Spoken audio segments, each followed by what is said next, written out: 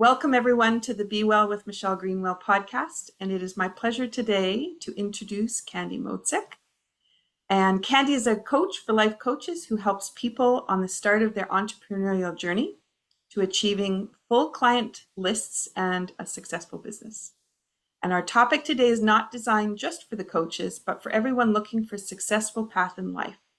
And today we'll be exploring the importance of identifying where you want to be so you know what path you want to be on and why you want to make choices towards that endeavor rather than maybe focusing on things that you're comfortable with or the ones that interest you and might pull you over.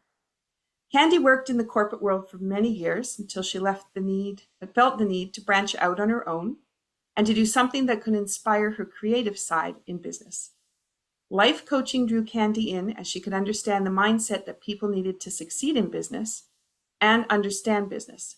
And without this base understanding, it can take years of trial and error for many business owners to find their way into the path of success with a lot of angst, failure, and disappointments in the wake. I don't understand any of those. I'd be a liar. Okay, yeah. Here's what some of the clients say about Candy. Candy was super fantastic. She was very open, frank, yet sensitive. I enjoyed every session and always looked forward to the sessions. Most importantly, the interactions, activities, and resources were extremely helpful in supporting me to navigate and getting me unstuck in my career. Because of the experience, I now have so much clarity of purpose and I feel so empowered. And this other one I enjoyed reading. While you are a fantastic coach, you've been so much more than that for me this year. And I'm so grateful for your support, your listening ear, your advice, and going above and beyond. This has been a year of thinking and doing things that are uncomfortable and also life-changing. And I look forward to continuing that journey, and I'm grateful to have you with me. So it is my delight to have Candy here today to look at the big picture and to help us all sort out what truly matters in the course of our chosen path. All right, so I formally say hello, Candy. Thank you for being here. Thank you for that lovely introduction. And there's something so powerful about hearing these notes from my clients being read out loud. It really hits differently, and I'm deeply touched. Thank you. Yeah, you're welcome. I know sometimes we're looking, we collect those testimonials and then we forget about them in the course of putting things together, critiquing ourselves, looking at things from a different perspective. And sometimes it is nice to get back to what do people see? What do people hear, and how did we make them feel? Which is always so grand. It's everything. Yeah. All right, before we dive into our conversation, what kind of tea did you prepare today, Candy? So today I have a breakfast in Paris tea, and I've got it here in you can only see it when I have it facing you, my Be Still mug that I got. It's lavender, bergamot, and vanilla, a black tea because it's a breakfast tea. Nice. That's the combination of lavender with vanilla is a really nice combination with black tea. Yeah. Beautiful. Love it. Beautiful. All right. And I have my dance debut mug. So this mug has been around for a very long time as my company's 36 years or something. So anyway, it's an old mug of all the things that I have enjoyed doing, which is dancing on top of the mountain. That's what the logo is on the front. But I put in it the tea blend for the Cape Breton Tea Company, which is the Tea with Intention series, Releasing the Warrior. And this is a blend that some people, like when you're in the mindset to make a change, you really enjoy the tea. But if you are not ready to make a change, then you taste the tea and you can taste something in it that goes, it just kind of gives you that little push. So this is my business partner would say the love it or hate it kind of tea. But the thing about it is when I drink this tea, big things always happen. So in our conversation today, I was trying to think about what kind of tea do I want? And as people are kind of floating around trying to figure out where they're going, that sometimes is where you need that push. So I wanted to pull that in. So I wanted to highlight two ingredients from the blend. So one is, first of all, releasing the warriors from the wood element. So that's your core structure. That's how the trunk stands, how the roots go out under the ground, so you know where you are. and it supports liver and gallbladder, those two systems. And this typically would be about anger and resentment. So if this is out of balance, then we tend to kind of react a little bit harsher than we thought we wanted to react, or we get emotionally disturbed by something that normally wouldn't bother us. And so I wanted to bring that to the table, especially as we're doing some nudging today, just for people to be able to maybe move differently on their path. So we have juniper berry, and juniper berry supports clarity of purpose, increasing your vision for outcome, prosperity, wisdom, protection on the journey, and the discovery of love or attraction. That's an awful lot for Juneberry. Juniper berry, sorry. Yeah. So, and I think about, a lot of times people have them in front of their homes, and they often have them up close to the house or down the driveway or the sidewalk. And so if you start to think about the power that actually that has as you walk that path, it can be really valuable to think about. So the second one is sage. Now, this one is known for supporting physical health, protection, and wisdom for moving us forward. And then the last part is on every package of tea, there's an affirmation. So I'm just going to pick up the package. On this one, there's an affirmation. Well, I'm going to get a reflection off the sunlight. Oh, there it is. I got it. I can see it now. Yeah. Okay. There's a little green symbol in the top corner there. But every one in this series has an affirmation on the front, but also has 2 or 3 on the back. But the one I thought that fit for the conversation. Linked to the wood element, this blend supports opening up to express what's most important, to nourish, rejuvenate, and reorganize for full potential. And I think that's where our conversation is going to head. So with that, I wanted to set the conversation up. And for people listening, if you've got a water that you can sip on, or you have your own cup of tea there, we're going to bring in what's in this, Releasing the Warrior. And we have a cheers to you, Candy. Thank you for being here. And to everybody listening.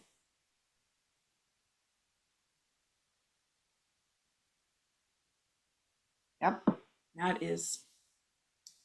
When I had it earlier today, I could really taste the licorice coming out, and now it's just a really mellow blend. So that's where it switches based on how you're feeling. So, okay, enough about tea. Let's get started on our conversation and dive into the wonderful wisdom that you have. So I wanted to talk about how people approach the freedom that they have in their life to try to explore things.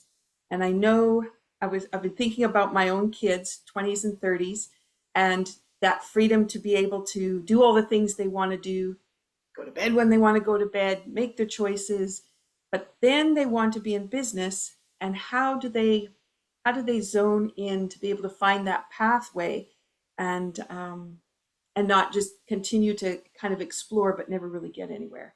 As an entrepreneur, that could be really challenging. So I'm going to open the floor for you. Oh, I love it. And it was such a great question. I looked at it and kind of pondered on it this morning. So thank you for asking it. And just to sort of pull in the element of the tea, as I was reading the questions and sort of getting ready for today, I brought a few things with me just to sort of continue to ground us in the tea. So I'll show you what I've got here is that first, your description of the tea was about lighting the light within. And this white honey or beeswax candle is one that I use just to create that space. I love it because it's not white. It's kind of that soft beeswax kind of look. So I wanted to bring that. And it also touches on this element of wood with the fire and wood and how they go together. The other thing I brought is white sage. This is one of my smudging, and I know it's not the same kind of sage that you have in the tea, but it just really felt appropriate, especially given that so often what we want is clarity, and lots of times what we need for clarity is to clear, right? We just need to clear those things out. And then I get these gifts in my backyard and I wanted to bring them today. So I've got on my right hand, this is a feather that an owl left for me one morning. I walk out every morning and I have some big trees in my backyard. And so this was a gift from one of the owls that hangs out in the tree in the back. And then this, I have also lots of eagles, and they leave me little gifts such as this.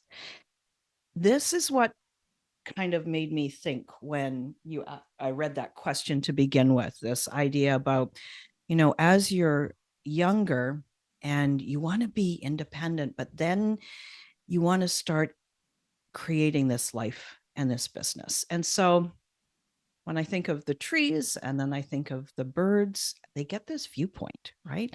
Like they have a really deep connection with the forest, and they have that viewpoint as well. And so for me, that sort of brings together everything to do with the wood in there.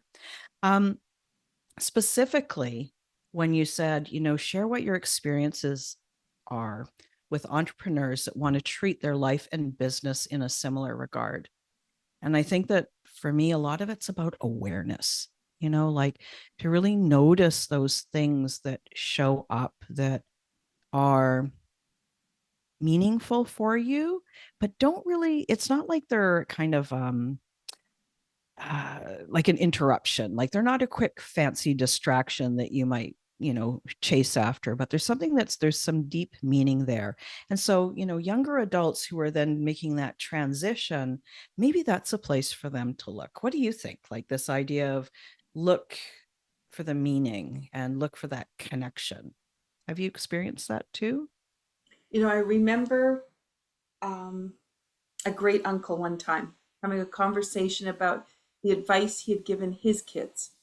And it had been find what you enjoy doing or find a job you really like, and then climb the ladder. And I thought, well, that's very interesting because instead of saying go to school and train in something, it was first find the job that interests you, and then you'll know what training you want to get. And so that same idea of when you're thinking about what draws you in, what interests you, what are the things that you want to spend all day doing Hmm. or occupying a lot of your time thinking about?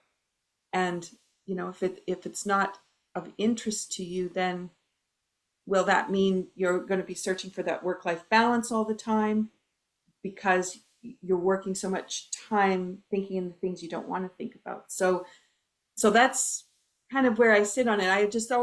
I watched his kids to see how they came through, and they got amazing jobs and very successful careers, and they did climb the ladder and were very successful at what they were doing, and they made major contributions, which is interesting.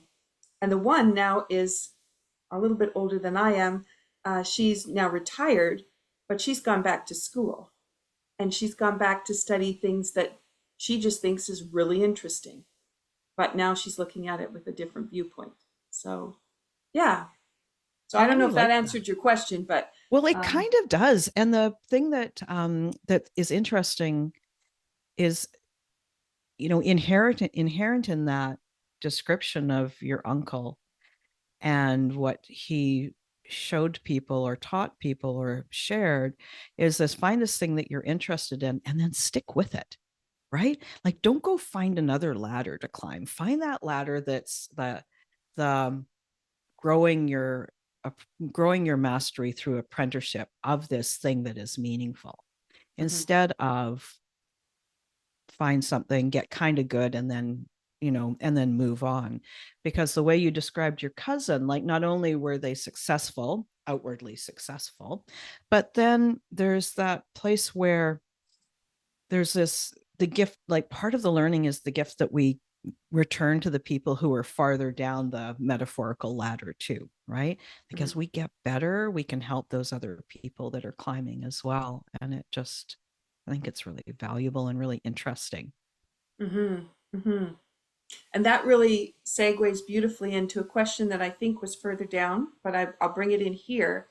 In Mm. that, so for those people listening, I'm not retired, but I'm moving towards that age, and my generation and my parents' generation did a lot with service organizations and a lot of volunteer time, building playgrounds and recreational buildings, things that the government might take care of now that didn't then, but it was a way that they contributed within their community.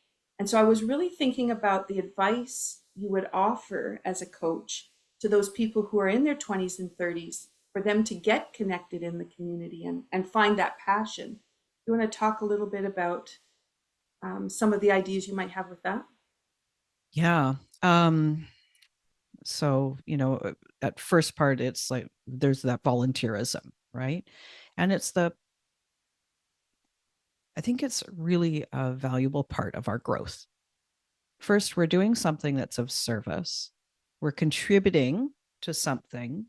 And it reminds me as well, like I said, when I was preparing, there was a couple things that really struck out for me in the way that you describe these questions. And so I looked back at this idea of infusion again, like what is tea and this idea of it infusing. And it said the act of adding one thing to another to make it stronger or better. And that kind of encapsulates this idea about making your place in a community by serving and contributing.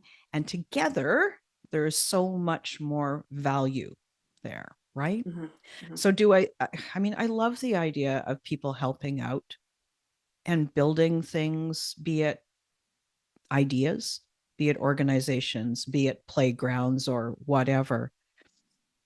But there's that coming together where everybody does a part and somehow we create something just so much more than we might have.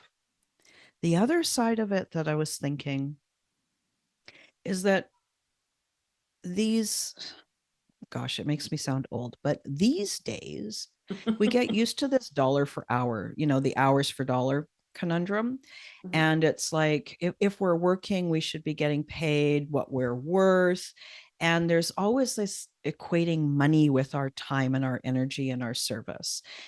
Whereas when we do something like contribute and build community and work together on something, we're giving of our time and our energy, but with no expectation of money. And it really separates us from that Mm-hmm.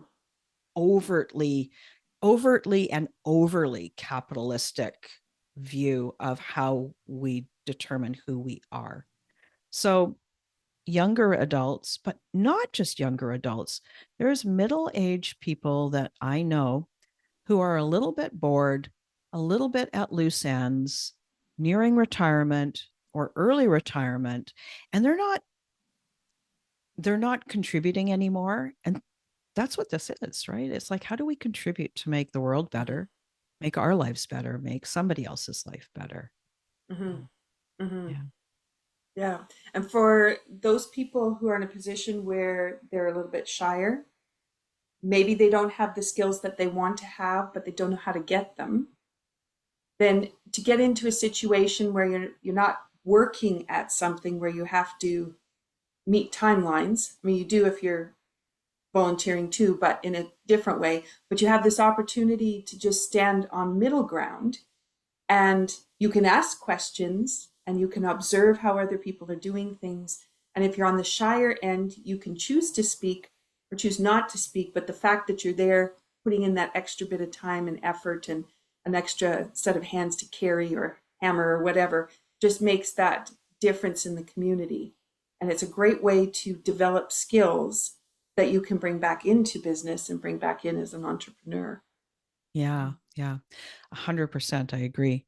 And then when I think of people who are shyer, or maybe my term is introverted because I'm a huge introvert, is that lots of times we want to go and do these things, but we don't like that very light socializing, that, light chatting that you might do at a party or a networking event. But when you're involved with something, in building something or contributing or creating an organization, you've got a reason to be there, and it's so much easier to have really good conversations with people. So it's actually, from that standpoint, I found it really helpful. I used to do a ton of volunteering. I don't do as much as I used to, but I miss it. It was Mm-hmm. fun and I learned Mm-hmm. a lot, and I Mm-hmm. met some really interesting people too.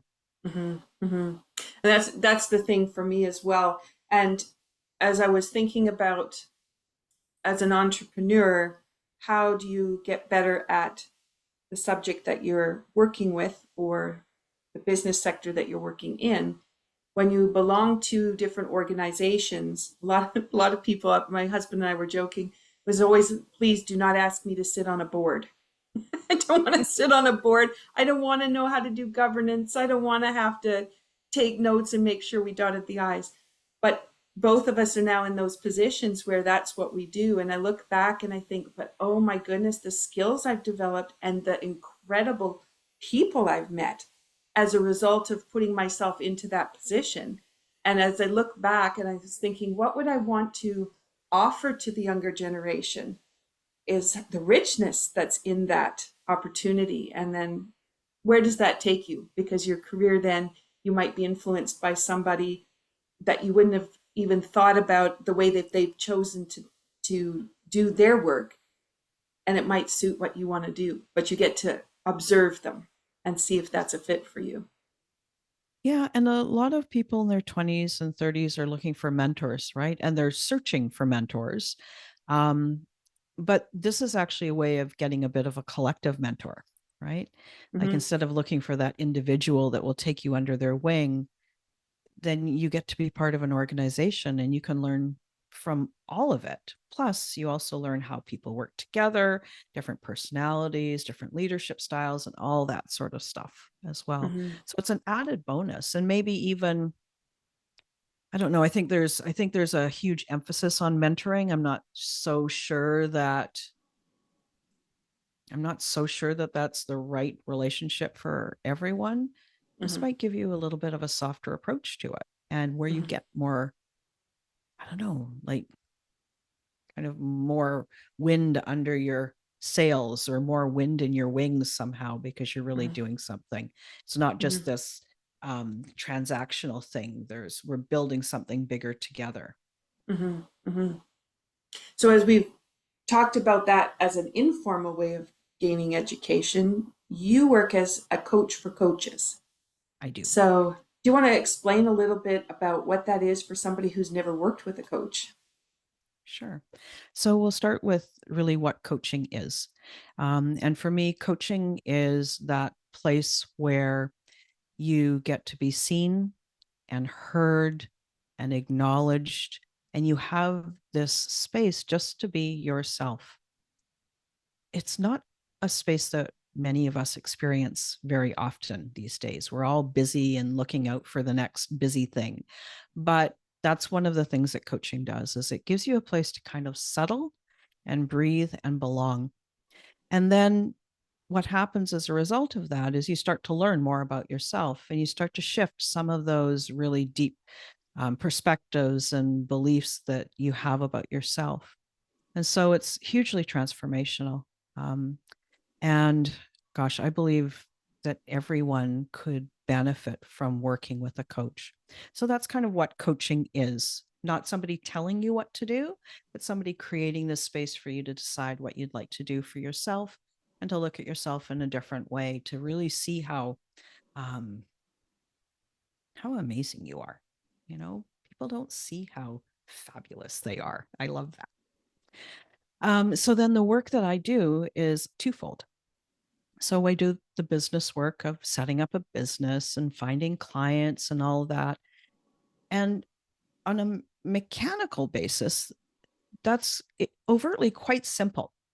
But where it's not simple is that we run up against every piece of self doubt we would ever experience in our life, self doubt and procrastination and worry and all of those things. And so the logistics of how to set up a coaching business, while it's important and there's faster ways of doing it and things that are essential and things that are not that needed. But the real work is in allowing yourself to do the work. And so it comes back to pure coaching, even at that level. Mm-hmm, mm-hmm. Yeah, and I just think about how we either dive in or we follow along. There's the two ways. I'm more of the dive in person and then go, oh, now that I'm swimming, what do I do? Where's the shore? Whereas other people might hold back and then take their time. But if you do have somebody to talk to that isn't your best friend, that says all the right things to you so that you can stay in the same place where you are, because that's how your relationship works, it's that opportunity to have somebody else looking through them, through the mirror, and reflecting, and making those questions happen that best friends won't do necessarily. Yeah. Yes. And also the questions that sometimes they make you really uncomfortable, you Mm-hmm. know? Um, and a coach gets to be the person that has the courage to have those conversations with you, because you get to do what you want with it, right? Like, life isn't about being comfortable all the time. We want to grow. We want to be more of ourselves. Mm-hmm. So does that answer your question? Mm-hmm. I just was looking for the ways that we could start to look a little bit differently at things. And I know we're focused on entrepreneurs and business and careers, but even when we're looking at, we were talking about, what you want to do when you're not doing work and you want to find those things. Sometimes well, I'll say from here, the living room is set up very comfortably, and it's very easy to find my way to the couch when I think I need a break. And then it's very easy to binge watch something, and I certainly cannot turn the button off. I know that about myself. So one episode leads to 10. So as people are thinking about too how they want to approach their regular part of their life, not their business part, but how they really want to live, um, having a coach also allows that opportunity to reflect on how are you balancing business and how are you balancing the things you really want to do in your life for you, um, Mm, yes. and that opportunity to again discover and reflect, more so than that friend who's really good at sitting next to you on the couch binge watching with you, or saying, did you see the latest episode of something, and keeping you from discovering and exploring. Yeah. And it's interesting because so often people don't know what having a coach is. We get what having a best friend is, or a good friend, a good supportive friend who loves us and that we love them. But having a coach is really different, right? And I like the idea about the I can't take turn the episode off.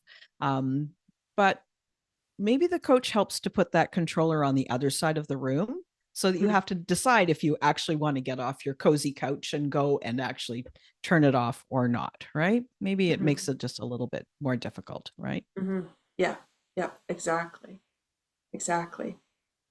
So when you're looking at the people that you work with, they're like you said, they're having a conversation for themselves, and they get to be in their place. So it's a vulnerable place to be, because so often we haven't asked ourselves the questions, or we've been so good at critiquing ourselves that we get ourselves tied up in knots, thinking we can't do something.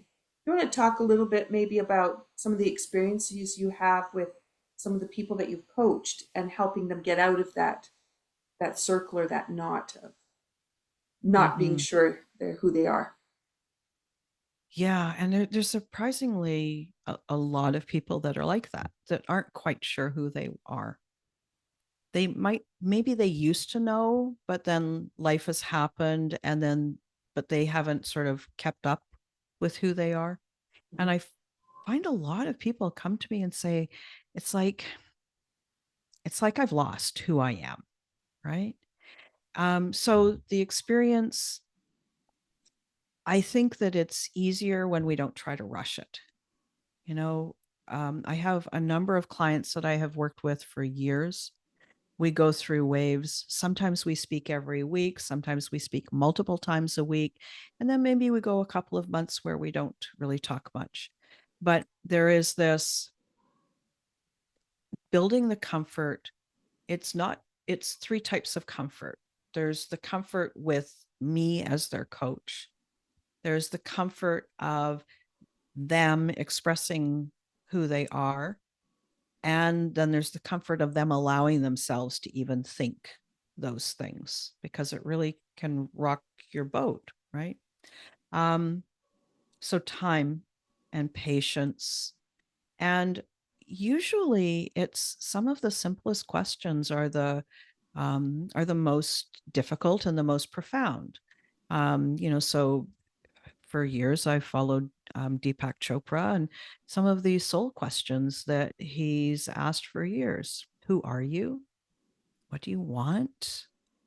These simple questions can be super scary for people when I say, so what do you want? And they just like, I don't know. And so it takes time. Yeah, it takes time. And just, this is probably not exactly the way a coach is supposed to respond, but I love my clients. I intentionally love them.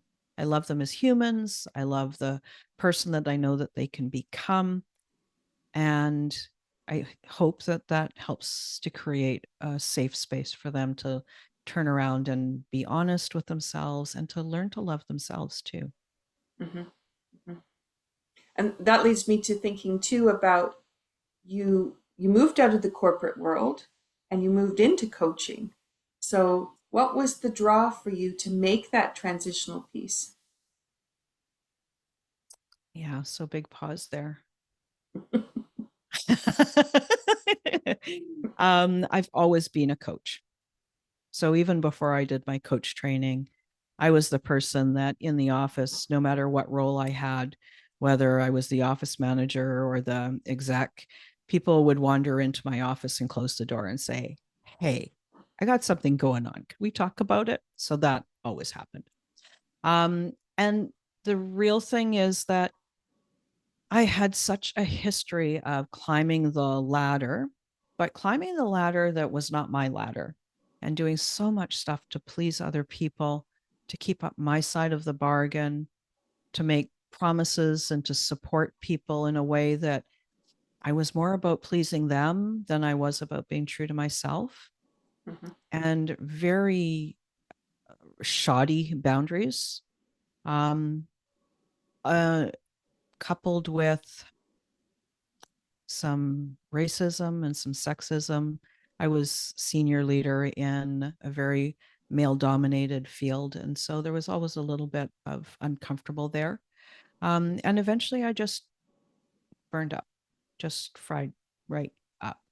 And then with time, after I healed and did just a ton of therapy, um, I realized that I just couldn't keep being that person, that I got to be my own person. I got to ask myself my own questions. Who am I? What do I actually want? Right.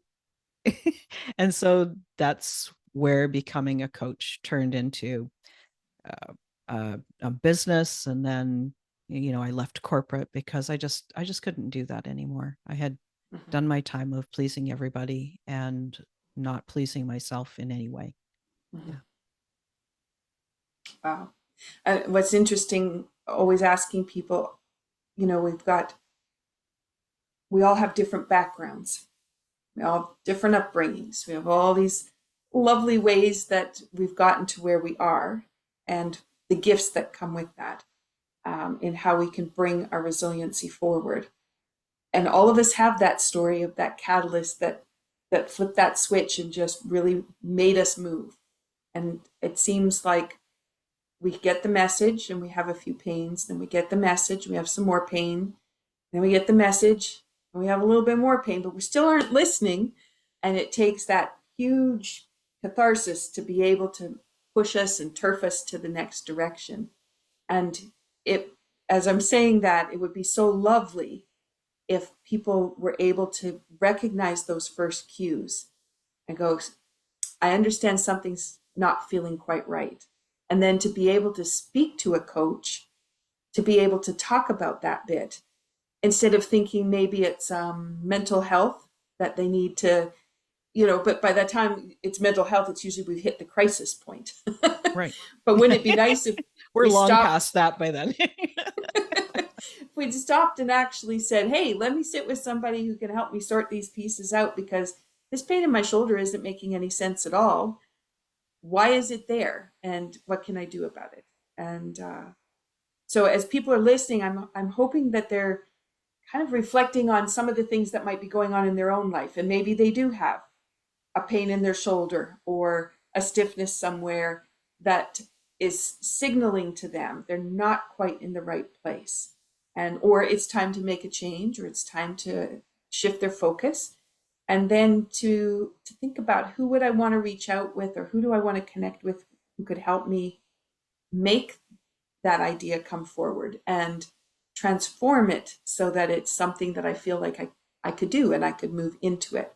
Because all of us don't want to have, I have the same, story of detriment, and then rebuilding this body twice, because once wasn't good enough. I didn't listen to the cues the second time. So then thinking about, bypassing so much angst to realize that those couple of pains that are there are the signals that are waiting to be heard, and then moving forward. Yeah, it reminds me of that quote, the universe whispers before it yells, right? And so what Yeah. what I think it would be lovely for us to be more in tune with our body and the messages, and to be resilient enough and safe enough in ourselves to know that the change will actually be better than what we're dealing with right now. Sometimes I see people, and I experienced that myself. Like, I didn't trust that it would actually get better. I thought that, yes, I knew this change needed to happen, but I didn't think it was going to be better. I thought it was going to be worse. And it was like, okay, hold your nose, hold your nose and jump into the water. Yeah. Yeah. Part of it is, there's a piece that I just sort of that I wanted to say, is that we don't have to have major drama to make it worthwhile, right? Mhm. Like, you talked about having to rebuild your body twice, and I look back on the mess that I made of my mental health, and it doesn't make the next evolution of who I am more worthwhile because I made it harder. And I know that I have that. Like, I kind of think that somehow it does. It's like, if it's not the hero's journey on steroids, then it's not going to be worthwhile. But why do I think that? Like, why do we think that we need the big crescendo drama for it to be satisfying, to be meaningful, to be Mhm. evolution, right? I don't know. Mhm. Mhm. Yeah, and it's so easy to criticize or judge your action, and then it keeps you in the same place. And that doesn't make any sense, because wouldn't it just be as lovely to say, okay, I got this pain in my shoulder and it's trying to signal in me something, so I'm just going to go for a walk and just kind of sit with it and see what's going to happen. And then I've been for my walk and it loosened up. Oh, okay, it's just emotion. It has nothing to do with structure. I haven't broken anything. So if that's the case, now how can I support it? What's the next action I could take? Who can I talk to? Who can I bring into my circle? How can I reach out to other people and start to find the way that I want to move next? And move being, shifting rather than my dancer Tai Chi movement patterns. But yeah, and just realizing that, hey, if you take that moment to think about, where can I start to make that shift, and then small steps, small steps. Yes. Yeah. Yes, definitely. Small steps. Yeah. Just makes me sorry. I have all the thoughts going on right now. Wondering where else I've created crisis before I allowed myself to change, right? So there's maybe Yeah. that's a question for the people that are listening. They're like, you know, where have you actually created almost a crisis? You're not quite there yet, that you could just realize now and make that change. Like, wouldn't Mm-hmm. that be kind of an amazing gift Mm-hmm. to do that Mm-hmm. for yourself? Mm-hmm. Yeah. And I have a colleague that she was always wanting to change the boss. because it was the Mm, boss's fault for everything that happened. right. And then she removed herself from that position. And on reflection later, she realized she kept trying to change the boss, but it was actually her that needed to change. But she couldn't do that while she was next to the boss. So she had to remove and go do something different in order for her to gain the perspective and then to be able to come back and now she kind of dabbles in and out of that business, but on very different terms. And so I think, sometimes when we're working with colleagues that we think we're not getting along with them, but then if you start to sit back and look at it, but look at it from the perspective of what could I be doing differently, or how would it look if I did something differently, and Mm, just start to reflect on that yeah. and what And I I'd was like just to do. listening to another podcast and on the same sort of on the same vein, and the fellow said, and this sounds harsh, but I kind of like it because sometimes I like that. Um, he said that he looked at his life and he decided that the most constructive thought that he could have is, it's all my fault. And now it's all my fault, not from the place of mean judgment and blaming and shaming yourself, but looking at every relationship that you have, everything that you have in your life, and really taking that full responsibility.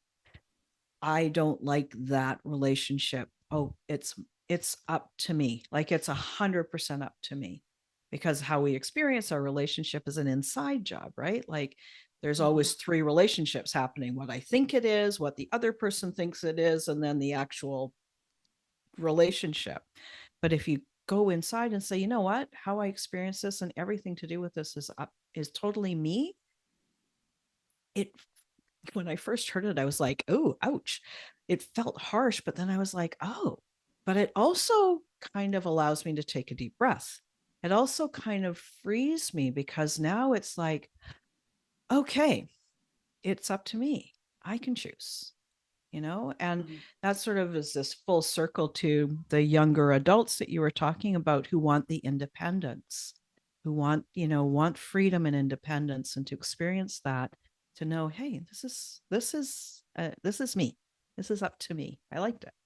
Mm-hmm. Mm-hmm. Yeah, this is up to me. And is this how I want to continue? And I always have that too, that looking down the road 10 years and looking back, what would you tell yourself in 10 years' time? Would you say, Mm-hmm. why did you sit in that job when you hated it every day for so long? That was like 10 years longer than you should have been there. Was that what you're going to be saying 10 years down the road? Or are you going to look back and say, way to go? When you chose to go take that trip or go and study, how to make something. And that led you down a new path of interest, and look at the people you met. Yeah. Now, what are you going to be saying 10 years from now? Right. And so Yeah. to look at your life right now and go, 10 years from now, if this is how I'm living, is this satisfying, or do I need to want, or do I want to, or need to make a change? Yeah.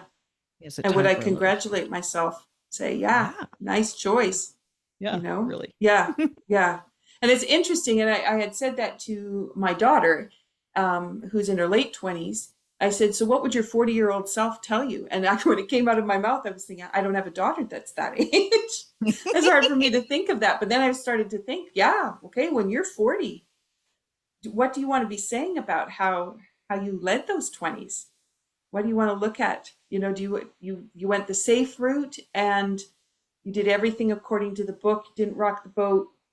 It was nice but Mhm. not ecstatic. There was anything that said, oh my gosh, I did that.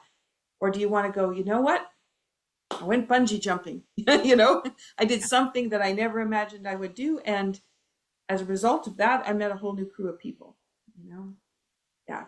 Yeah. And this is the life I'm meant to be living, right? Mm-hmm. Mm-hmm. That life where you make the choices that it's like, that would be something. Let's do Mm-hmm. that.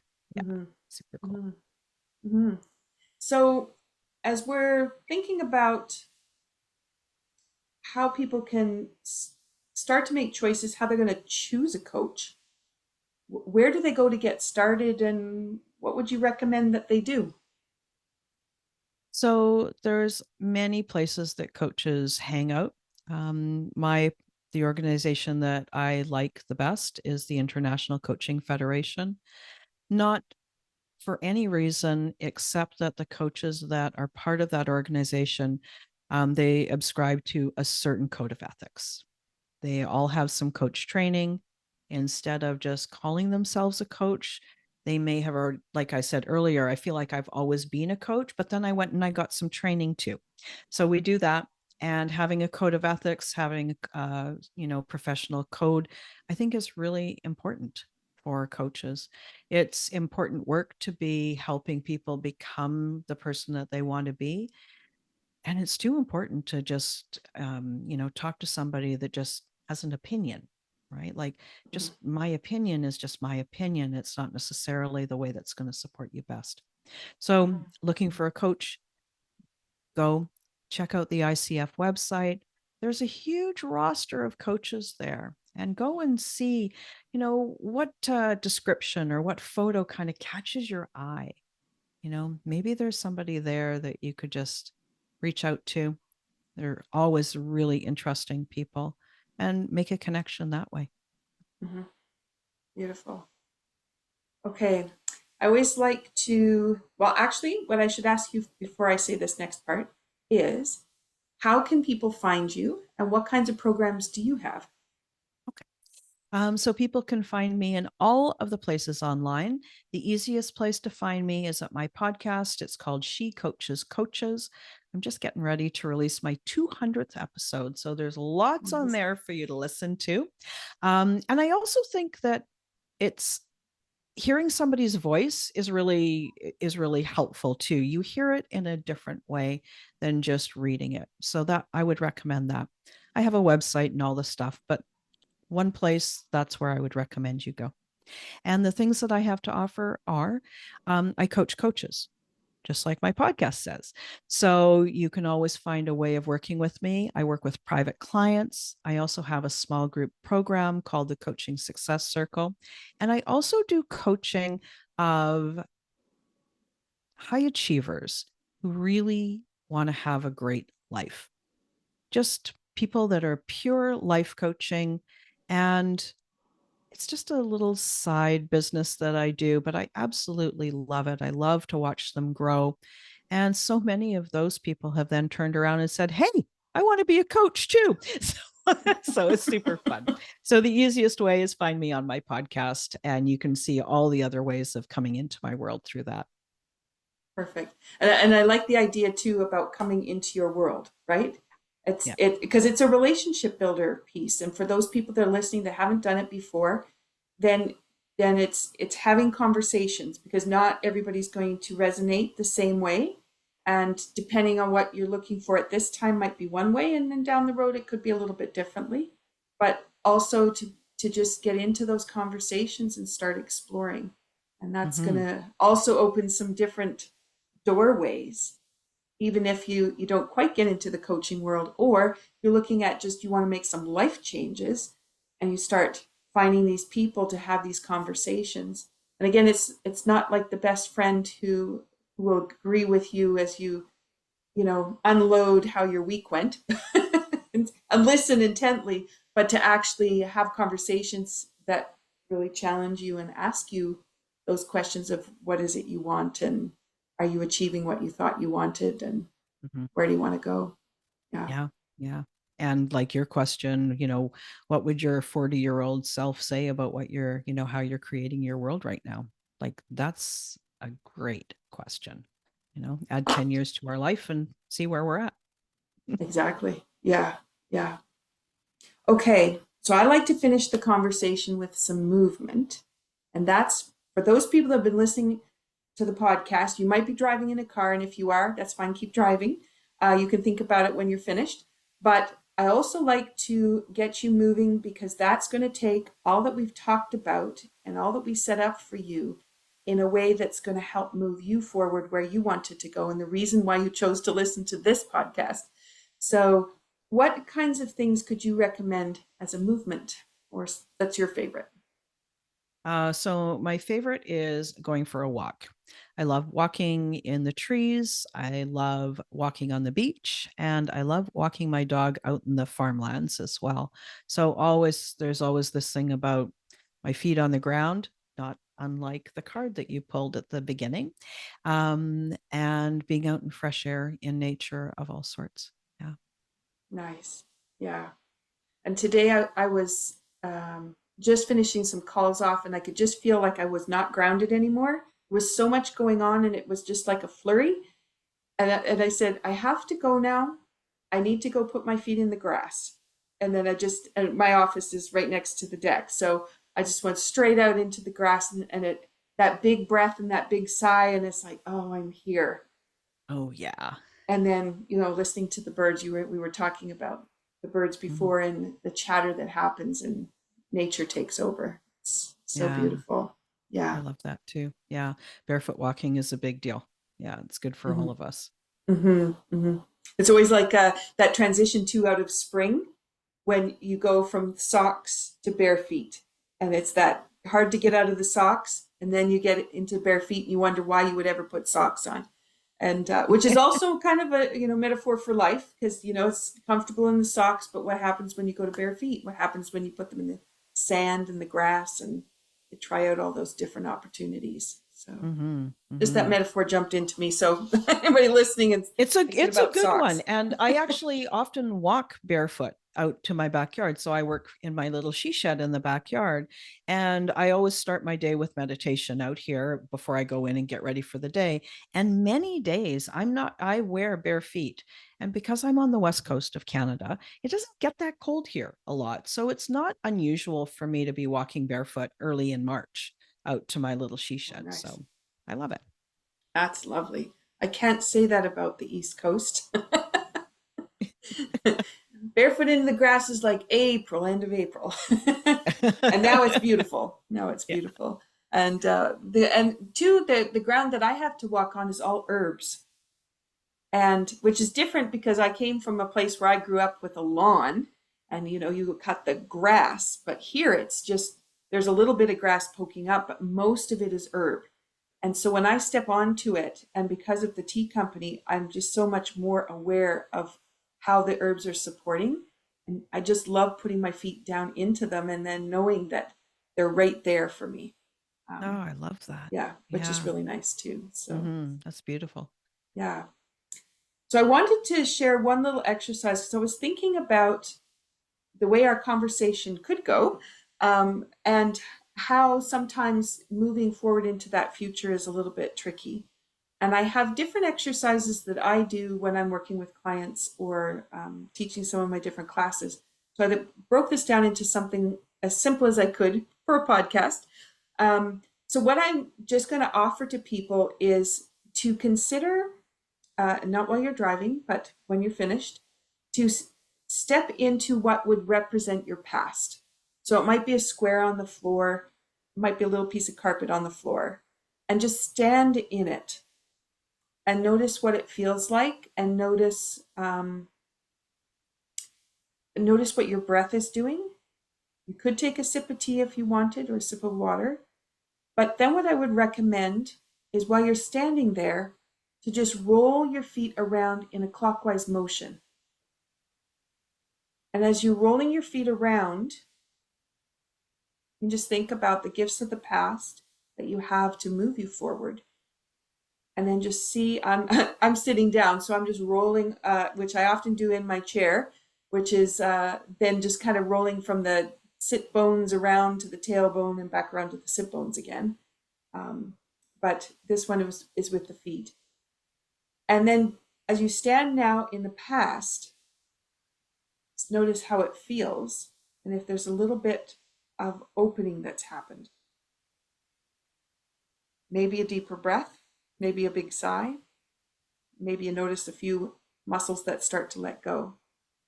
And then I would invite you to step somewhere that would represent your present. And as you step into that space, notice how you feel. Maybe it was the same as you started in your past. Maybe it's what it was in the past, but now you notice something else. And again, you could take a sip of tea, a drink of water. You might notice a deep breath. I'm going to grab my releasing the warrior.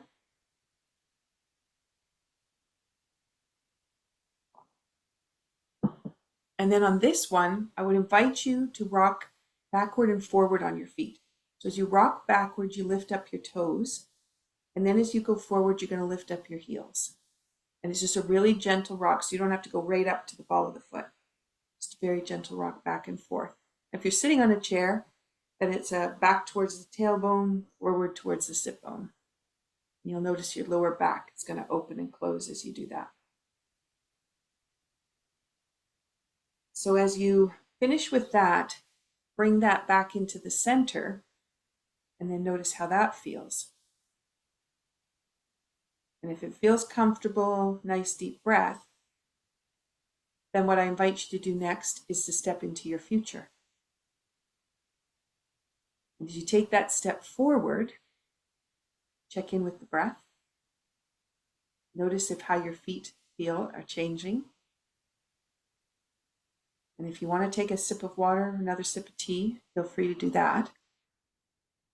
We're going to do 3 actions here. I'm just going to almost finish my cup of tea. All right. So what I'm going to get you to do is rock side to side. So on your feet, you're going to roll over to the edges on one side, and then your toes go across the floor and you roll to the edges on the other side. And you want to just release your knees, release your hips. So you just sway nice and easy. You were out on the waves on a boat, just very gentle, back and forth. And you may notice that the breath starts to shift a little bit. Another sigh. And then I'd invite you to just stand with your feet flat and then start to roll into the center this time and then roll to the outside edges of the feet. So you're going open and then you're going to close everything up, coming to the inside. And with this one, you may notice the lower back start to shift, but also the shoulders. Could be a little bit in the neck. And you just roll them back and forth. You may notice the breath has continued to go a little bit deeper. And then bring that back to the center. And then the last one, I'm just going to invite you to rise up onto the toes. And this one, instead of rocking backwards, we're just going to go flat, just lowering it back to straight. Just noticing where your posture is. If you're seated, you might notice you're sitting up a little straighter. And then just rise up onto the toes again and let that go flat. And then rise up one more time and go flat. And for me, when I go up onto the toes, if I lose my balance, then I know I need to do a few more. If I rise up and it's like, oh, I can stay there, I can almost float there and then come back down, and I know I'm good. So if that helps you. Okay, so just notice now how you feel. And if you were standing on your feet, you may notice that the feet seem to almost have spread out across. So everything a little bit flatter and connected to the floor. And if you're sitting on your chair, you may notice it almost feels kind of that same way. Yes, you're sitting, but it's like the space is opened up, I guess is the best way to describe that. So now you're standing in your future.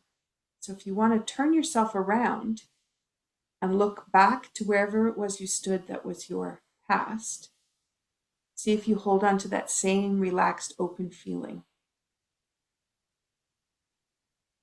And then you can look past. As you come back around, you're going to look and then look forward to where your new future lies in front of you, and see if you still hold on to that same open, deep breathing feeling. And what we did with that is we worked through the foot sensors for grounding, centering, stability. And we did it in a 5-element cycle, which is for nurturing. But we did it in a way to allow the past to feel good, allow the present to feel good, and to allow it to be okay to step into the future. So that's one that I do quite a bit, not necessarily past, present, future, but definitely with the foot sensors and thinking where I am going.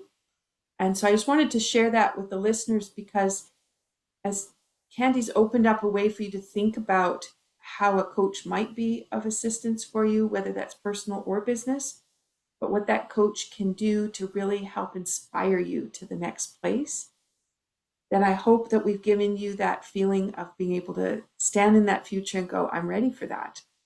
And I'm ready for something new and I'm ready for something a little bit different. And then you can take the advice that she's offered today and reach out, find someone that really connects with you and makes you feel strong, and checking out Candy's podcast as well. So she's got some great speakers. All right, Candy, anything else you want to add? I cannot think of anything. I loved that exercise. That was really amazing. I'm in my chair, but I could really feel the shift. So thank you for sharing that. You're welcome. Yeah, that one, it just always feels good. And I think sometimes with the busyness of life and the activities that surround us in our present, it really muddles up. What does the future look like except with more stuff? And then being able to go, yeah, but the future can look, you can shed off some of that baggage because it's not necessary because you know exactly where you want to be going and what you might want to be doing. So beautiful. All right. Well, let's do one more toast. Bottom of my teacup. It doesn't always happen, but let's toast everyone that's been listening and the action that they're going to take to make some choices for them. Thank you, Candy, for joining and sharing your wisdom. Thank you so much for having me.